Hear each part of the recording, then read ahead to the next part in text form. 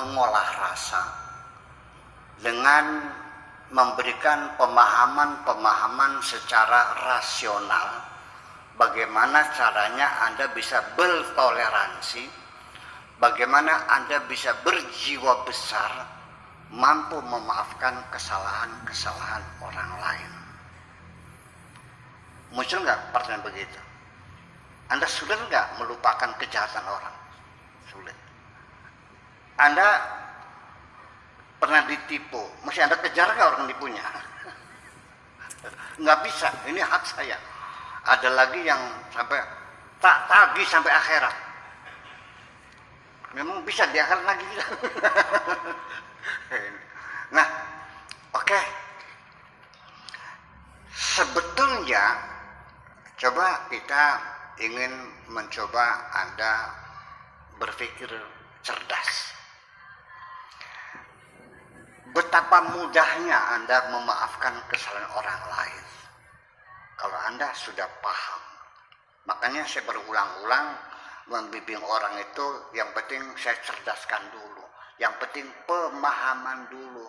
Aurat mah belakangan tuh mah, wiridan mah belakangan tuh mah. Yang penting Anda paham saja dulu.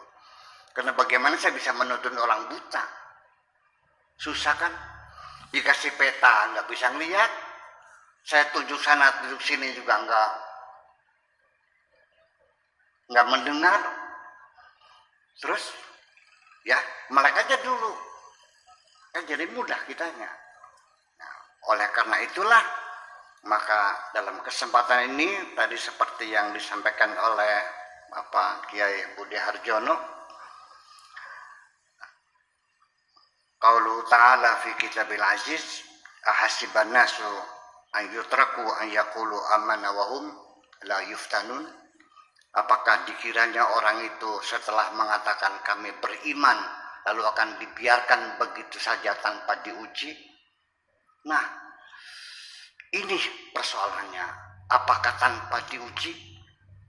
Dan Allah juga sudah sesumber sejak awal mula. Pasti kamu akan kuuji. Wala nabluwannakum bisyai'in minal khawfi wal ju'i wa naqsin minal amwali wal anfusi wa thamarat Basyiris sabirin. Jadi apa sih urgensinya ujian itu? Ya ujian itu, makanya kenapa Tuhan kita disebut dengan Rabbul Rububiyah, itu artinya mendidik kita, menguji kita. Hanya bedanya kalau Pak Afkar dulu sekolah, pertama-tama dikasih pelajaran dulu, nanti akhir tahun baru diuji. Lulus naik pangkat, tidak lulus ngendong. Kalau di sini namanya ngendong. Iya, lulus naik pangkat, nggak lulus gagal. Nah, makanya kenapa Allah menguji? Untuk mendewasakan kita, supaya kita dewasa, supaya kita matang, supaya kita itu kuat, supaya kita lulus. Bagaimana kita membeli sesuatu barang berharga tanpa diuji? Anda beli emas diuji nggak?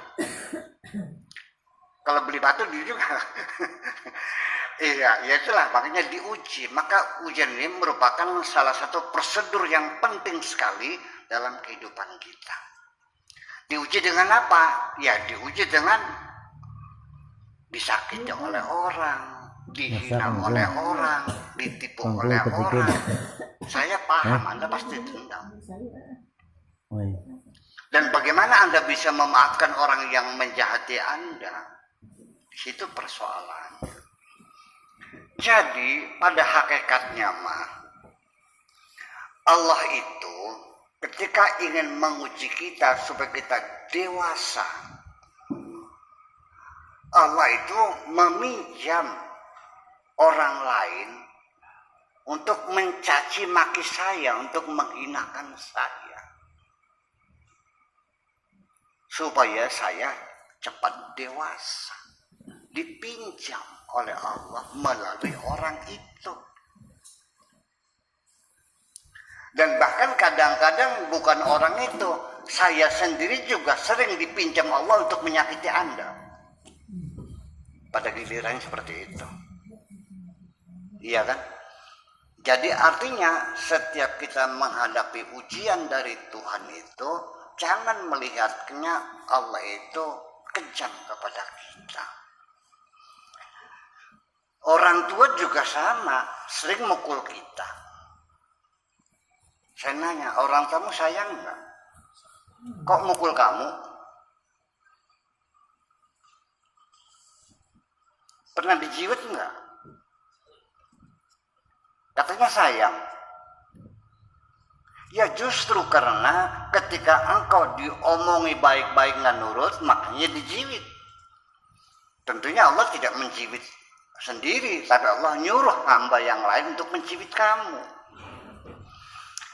Jadi artinya kita ini harus berjiwa besar bahwa sesungguhnya ketika engkau disakiti orang, sesungguhnya Allah yang sedang menguji kamu bagaimana rasanya sakit hati.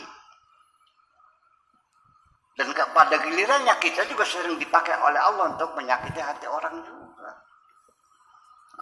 Kemudian lagi, ketika orang itu saya anjurkan untuk memaafkan kesalahan orang lain. Enak aja jawabnya.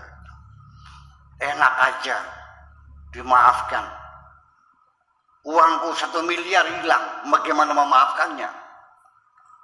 Ya kan? Dia memfitnah aku sampai aku masuk penjara, bagaimana aku memaafkannya? Nggak bisa. Pokoknya mata dibayar mata.